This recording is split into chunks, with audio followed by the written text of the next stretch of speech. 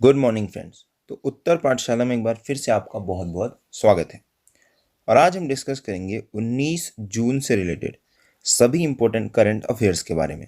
हम जानेंगे क्या है ऑपरेशन मानसून, उत्तराखंड कैबिनेट ने क्या लिए हैं बड़े फैसले, और कोविड-19 के लिए नई टेस्ट लैब का कहाँ इनॉग्रेशन किया गया है।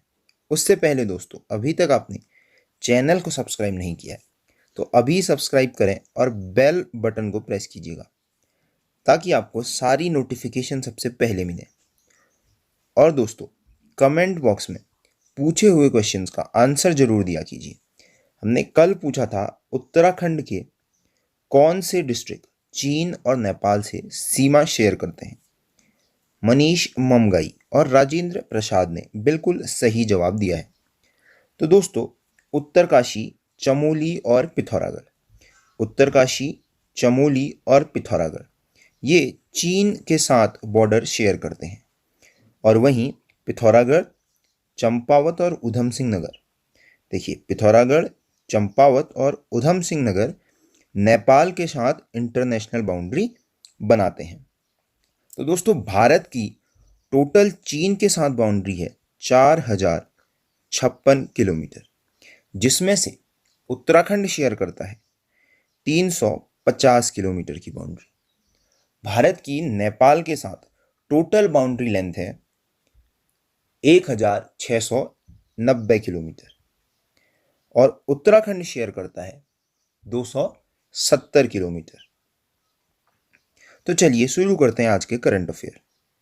तो देखिए, कोरोना की वजह से पस्त हो चुके परिवहन सेक्टर में सरकार ने एक बड़ी राहत दी है। तो सरकार ने वाहनों के लिए 50% के ही पैसेंजर रखना अलाउड किया है। तो ऐसे में किसी भी निजी ऑपरेटर, सिटी बस या रोडवेज के लिए किराया भी दोगुना करने की मंजूरी दे दी गई है। गुरुवार को हुई इस बैठक में बहुत सारे अलग अलग फैसले लिए गए, जिसमें परिवहन सेक्टर के वाहनों को दोगुना किराया वसूलने की परमिशन दे दी गई है। यह नियम केवल तब तक लागू रहेगा जब तक 50% पैसेंजरों की अनिवार्यता होगी। वहीं दूसरी तरफ फेरी वाले, ठेले वालों के लिए भी 2% की ब्याज सब्सिडी उत्तराखंड सरकार ने देने की घोषणा की है। वहीं कुछ अहम फैसले अगर देखे जाएं तो सार्वजनिक चीनी मिलों के लिए बाजपुर में पीपीपी मोड पर एथेनॉल प्लांट बनाने के लिए भी मंजूरी दी गई है। तो पब्लिक प्राइवेट पार्टनरशिप के लिए ये चीनी मिलों को बनाने के लिए पीपीपी मोड को मंजूरी दी गई है। वहीं आपदा प्रबंधन अधिनियम और छोटे पुल, पेयजल, चेक डैम, स्कूल, भवन, नहर ऐसे कामों को करने की भी परमिशन दी गई है। उत्तराखंड मोबाइल टावर नियमावली में भी संशोधन किया गया है, जिसमें 500 रुपये से घटाकर 100 और गाँव में 50 रुपये इसका किराया किया गया है। नर्स भर्ती नियमावली को भी मंजूरी दी गई है और एग्रीगेट पॉलिसी को भी मंजूरी दी गई है। मतलब आप देख सकते हैं, ओला, उबेर जैसे जो हैं, ऐसी ही कोई एक एजेंसी उत्तराखंड में भी खोली जा सकती है।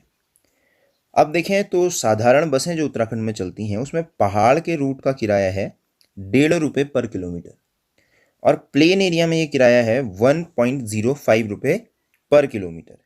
और अब इस किराए को कर दिया गया है दोगुना, और ये तब तक रहेगा जब तक 50% पैसेंजरों की अनिवार्यता होगी। चलिए, इसके साथ ही 20,000 युवाओं को मोटर टैक्सी योजना के अंतर्गत 60,000 रुपये तक की लोन देने की घोषणा भी की गई है, जिसमें पहले 2 साल का ब्याज सरकार खुद अदा करेगी। फिर देखिए दोस्तों, चीन के साथ जो भी उत्तराखंड में जो भी भारत के रिश्ते कभी भी बनते या बिगड़ते हैं, उसका जो इफेक्ट है वो उत्तराखंड पे सीधा देखने के लिए मिलता है। तो आपको अंतिम अगर याद हो तो 1962 के युद्ध का क्या क्या प्रभाव पड़ा था, ये सभी एग्जाम्स के लिए काफ़ी महत्वपूर्ण हो जाता है। तो हम देखेंगे कि 1962 के युद्ध का उत्तराखंड पे क्या क्या प्रभाव पड़ा। तो देखिए, 1956 में क्या हुआ दोस्तों, जो ट्रेड एजेंट थे लोकल के लक्ष्मण सिंह जंगपांगी, इन्होंने सबसे पहले ये कहा कि जो भारत सरकार है उसको सीमांत इलाकों में चीन की जो गतिविधियां हैं उसकी जानकारी दी जानी चाहिए। तो इसके बाद ही 1960 में आपको याद रखना है पिथौरागढ़, चमोली और उत्तरकाशी सीमांत जिलों का गठन किया गया था। पिथौरागढ़, चमोली और उत्तरकाशी का गठन 1960 में किया गया था। उसके साथ ही 1960 में एक यूपीपीएसी से स्पेशल प्रोटेक्शन फोर्स एसपीएफ बनाई गई थी, जो कि सीमांत की रक्षा के लिए बनाई गई थी, जिसे बाद में 1962 में बनी आईटीबीपी में मर्ज कर दिया गया था। तो आईटीबीपी का हेडक्वार्टर कहाँ है दोस्तों? नई दिल्ली में। और इसका मोटो क्या है? शौर्य, दृढ़ता और कर्मनिष्ठा। इसके साथ ही क्या हुआ था दोस्तों? कारोबार भी ठप हो गया था। तो कारोबार ठप होने से उत्तराखंड के 5 समुदायों को अनुसूचित जनजाति का दर्जा भी दिया गया था, जिसमें भोटिया, थारू, जौनसारी, बुक्सा और राजी को 1967 में अनुसूचित जनजाति घोषित किया गया था, क्योंकि पहले इनका रोजगार ट्रेड के थ्रू होता था। तो बाद में इन्हें अनुसूचित जनजाति घोषित किया गया, जिसके बाद आप आज देखेंगे कि एडमिनिस्ट्रेटिव की सर्विस में तक इन जनजातियों से काफ़ी लोग आते हैं। तो भोटिया, थारू, जौनसारी, बुक्सा और राजी को 1967 में अनुसूचित जनजाति घोषित किया गया था। और दोस्तों, इनमें जौनसारी उत्तराखंड की सबसे बड़ी जनजाति है। चलिए, आप कमेंट बॉक्स में मुझे बताएंगे कुमाऊं की सबसे बड़ी जनजाति और गढ़वाल की सबसे बड़ी जनजाति कौन सी है। चलिए, STH की वायरोलॉजी लैब के बाद ये है आपका सुशीला तिवारी हॉस्पिटल। इसकी वायरोलॉजी लैब के बाद अब कोरोना की जांच मुक्तेश्वर की IVRI जो वेटरनिटी का है उसमें भी होने वाली है। जो भारतीय पशु चिकित्सा अनुसंधान संस्थान है मुक्तेश्वर में, उसमें भी कोविड-19 की जांच के लिए लैब स्टैब्लिश की गई है। 10 लाख रुपए की लागत के साथ यहाँ लैब स्थापित की जा चुकी है दोस्तों।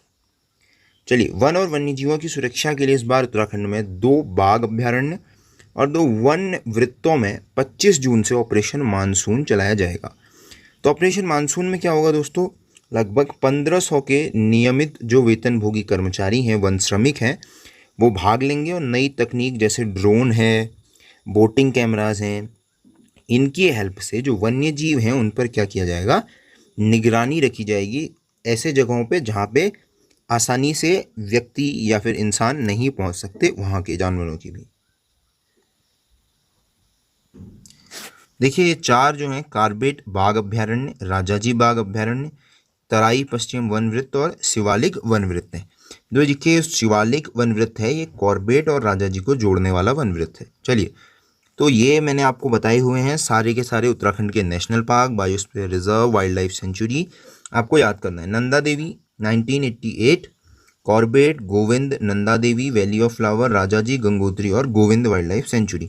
तो आपको देखना एक बार इनके सारे के सारे जो भी ईयर हैं एस्टेब्लिशमेंट के, इनका डिस्ट्रिक्ट, उनके नाम आपको याद रखने। चलिए, मैं आपको कुछ इंपॉर्टेंट बता देता हूँ इस बार। जैसे अस्कोट वाइल्ड लाइफ सेंचुरी है, 1986 में इसका एस्टेब्लिशमेंट हुआ था, यह है पिथौरागढ़ में। सोना नदी वाइल्ड लाइफ सेंचुरी 1987 में इसका एस्टेब्लिशमेंट हुआ था, पौड़ी में। Binsar wild life sanctuary 1988 Almora में। Benog mountain quail wild life sanctuary 1993 Dehradun में है। असान वाइल्ड लाइफ सेंचुरी भी देहरादून में है 2005 की। और झिलमिल वाइल्ड लाइफ सेंचुरी हरिद्वार में है, 2005 में एस्टेब्लिश हुई थी। ये दोस्तों काफ़ी इंपॉर्टेंट क्वेश्चन बनते हैं और ये काफ़ी कॉमन है। आपको कॉमन तो आना ही चाहिए, उसके साथ में ये आपको सभी इंपॉर्टेंट याद रखने हैं दोस्तों। फिर देखिए, गणाई गंगोली से 9 किलोमीटर दूर गढ़ी गांव के जो निवासी हैं दीपक सिंह डशीला, ये 6 कुमाऊं में तैनात थे और राष्ट्रीय राइफल में जम्मू कश्मीर में थे। गुरुवार को इनका हार्ट अटैक आने से निधन हो गया है दोस्तों। तो ये थे इंपॉर्टेंट करंट अफेयर्स आज के दोस्तों, जिनके बारे में हमने कंप्लीट एनालिसिस किया और देखा कि क्या है इंपॉर्टेंट 19 जून से रिलेटेड। आपको कमेंट बॉक्स में आंसर देना है कि गढ़वाल और कुमाऊं की सबसे बड़ी जनजातियां कौन सी हैं। So thank you, till next video.